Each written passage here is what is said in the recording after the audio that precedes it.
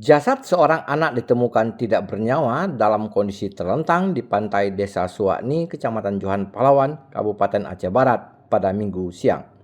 Sebelumnya, Jaki Aswan Harahap berusia 13 tahun, warga Desa Suwakribe dikabarkan menghilang sejak hari Jumat lalu saat sedang bermain di pantai Suwakribe.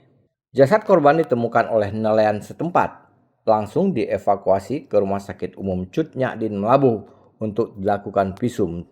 Koordinator Rescue BPBD Aceh Barat mengatakan untuk kondisi jasad korban saat ditemukan sudah tidak bisa dikenali lagi. Kita ada penemuan mayat di seputaran Pantai Suwakni oleh nelayan. Mayat tersebut dan sekarang sudah di Rumah Sakit Umum. Dia mandi-mandi di seputaran Pantai Suwakribe atas hanyutnya ke Pantai Suwakni. Dalam keadaan sudah tidak bisa dikenali untuk sementara, hanya si jasa yang namanya juga sudah 3 hari yang sedikit rusak.